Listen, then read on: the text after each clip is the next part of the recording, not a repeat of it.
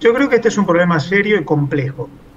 Serio porque es de una gran envergadura y complejo porque tiene muchas aristas, hay muchos componentes. Esa es la definición de complejidad. Por supuesto que hay diversos planos para el análisis, pero a mí me parece que detrás de todo esto hay uno que es el más importante y que quizás está oculto. La Unión Europea ha puesto en marcha, como todos sabemos, ambiciosas políticas de amigabilidad con el ambiente. Eso supone regulaciones muy rígidas y costos. Y los productores agropecuarios, aclaremos que no son todos los europeos los que están protestando, hemos visto a los franceses, hay otros, los belgas, incluso últimamente los españoles, no son todos. Incluso las protestas en Europa no son solamente contra el Mercosur, los polacos están en contra del ingreso de los granos ucranianos, por ejemplo. Pero cerrando el paréntesis, lo que ocurre con la política estricta y muy regulacionista e intervencionista y que genera costos en relación al ambiente en Europa, vinculado con los productores, es que los productores están viendo que tienen que dedicar más costos que le quitan competitividad, o porque tienen que dejar porciones de sus explotaciones sin producir, o porque se incrementa el costo del gasoil por políticas ambientalistas, o porque la burocracia de Bruselas está avanzando mucho, incluso en algunos países con burocracia nacional aún superior a la de Bruselas, como Francia. Y en este contexto yo creo que los productores europeos están diciendo no puedo competir.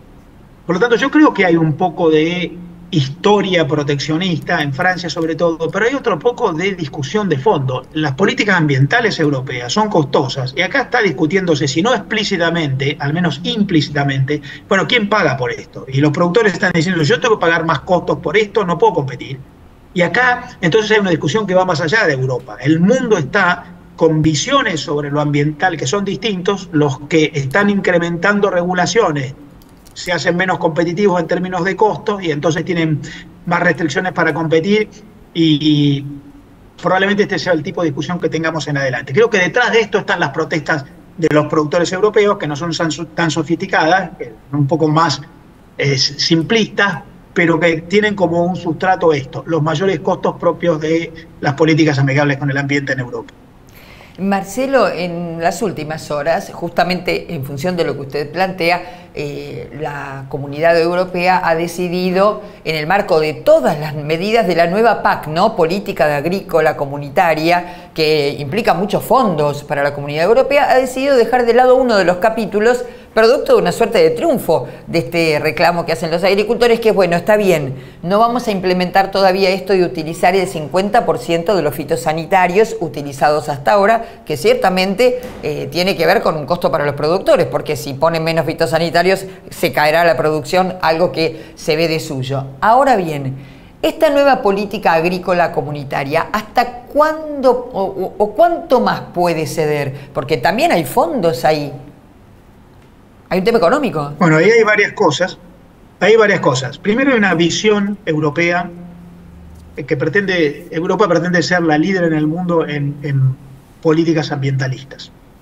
Mi opinión personal, esto es pura subjetividad, es que las exigencias europeas en este plano están en un nivel de demasiada exigencia.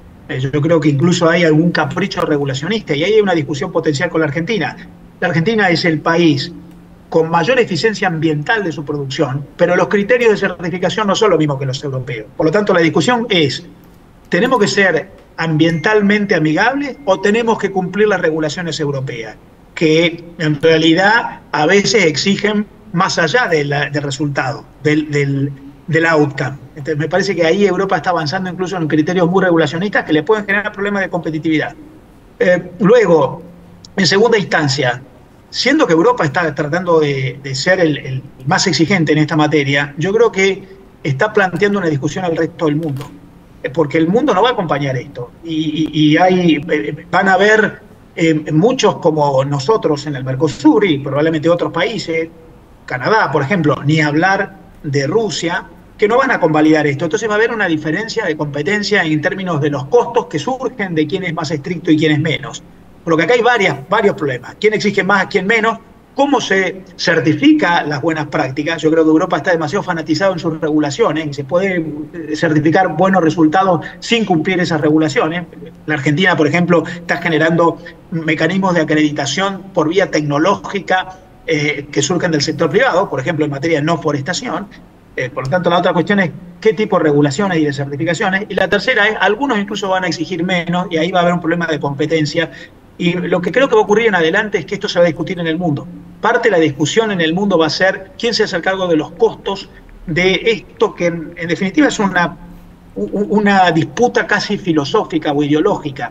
Lo amigable con el ambiente, lo sustentable, puede empezar a hacer ruido en relación a lo sostenible en términos económicos y sociales, porque finalmente el mundo necesita alimentos con el menor costo posible y con la mayor eficiencia. Y creo que estamos entrando en una instancia en el mundo en el que ya no va a ser tan fácil proclamar el ambientalismo y vamos a empezar a discutir sofisticaciones, detalles, implementaciones que quizás hagan más compleja la cuestión.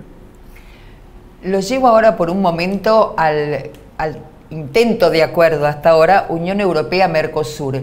¿Cuáles son los aspectos que más consideran los agricultores que los perjudicaría de lograrse este acuerdo largamente esperado? La verdad es que en la negociación Mercosur-Unión Europea hay concerns, se dice en inglés, hay como preocupaciones de los dos lados. Porque hay productores agrícolas argentinos que temen que, acordado potencialmente un mercado común y un libre comercio entre los dos, sin embargo después puedan aparecer restricciones no arancelarias del lado europeo que nos empiecen a correr el arco para entrar comercialmente por exigencias y estándares ulteriores.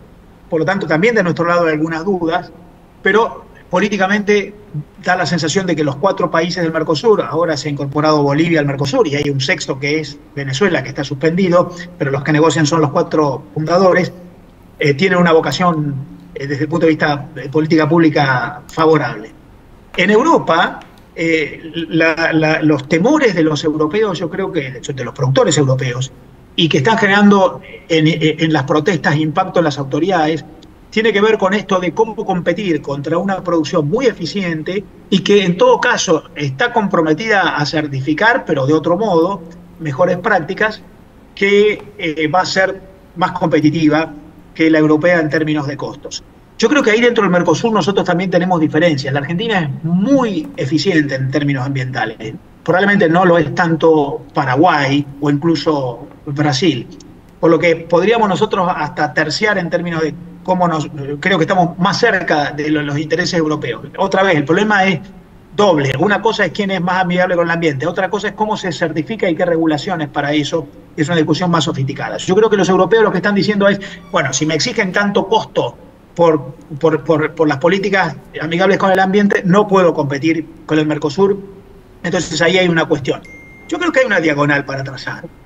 Y la diagonal es, nosotros vendemos en el Mercosur buena parte de nuestra producción agropecuaria a mercados asiáticos, no tanto a Europa. En todo caso, Europa podría proveernos a nosotros inversiones para generar ese salto en el valor agregado que tantas veces reclamamos en materia de producción en la cadena agrícola. Quizás podríamos enfocar un poco más en estos planos el intercambio y no creer que es solamente el comercio lo que hay en juego entre los dos. Estamos hablando con Marcelo Elizondo, un experto desde hace mucho tiempo, aunque es muy joven, en los mercados internacionales. La última pregunta, agradeciéndole enormemente su tiempo. A lo largo de todos estos años, en muchas ocasiones le he preguntado cómo ve el futuro de la exportación agroalimentaria argentina. Y la coyuntura ha ido cambiando, internacional, local.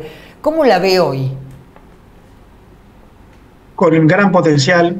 Pensemos nomás hoy que la Argentina, siendo un jugador débil en el comercio internacional, apenas generamos el 0,3% de todas las exportaciones mundiales, es muy poco. Hace 60 años generábamos el doble. Aún así, tenemos en la agroproducción el sector más competitivo. 2/3 de todo lo que exporta la Argentina al mundo es de origen agropecuario, sea producto primario o sea manufacturado de origen agropecuario. Y eso puede crecer muchísimo. De hecho, en los últimos 20 años, el valor agregado en el mundo de la producción agropecuaria incremental en 20 años duplicó al valor agregado incremental en la Argentina. Nosotros estamos empezando a tener problemas aún con nuestra capacidad productiva porque el entorno político ha sido malo, que las retenciones, que el atraso cambiario, que los cupos y las cuotas para exportar, que la administración del comercio, que la dificultad para importar insumos o tecnología, y eso se termina pagando. Yo creo que si avanzamos en una agenda como la que está proponiendo el gobierno del presidente Milei, aún con muchos problemas de implementación, una cosa es el foco, la agenda, el ideario, y otra cosa es la implementación, pero si avanzamos en una agenda que libere a la producción agropecuaria en términos de menos regulaciones, menos intervencionismo y más capacidad de comerciar, producir, trabajar, innovar, invertir, nuestro potencial es enorme. Yo creo francamente que podríamos duplicar los dólares ingresados por nuestra producción, por mayor eficiencia, por innovación o por más generación de valor en 20 años, y ahí tenemos una oportunidad. Hay que acompañar la capacidad productiva con un entorno institucional, político y económico acertado.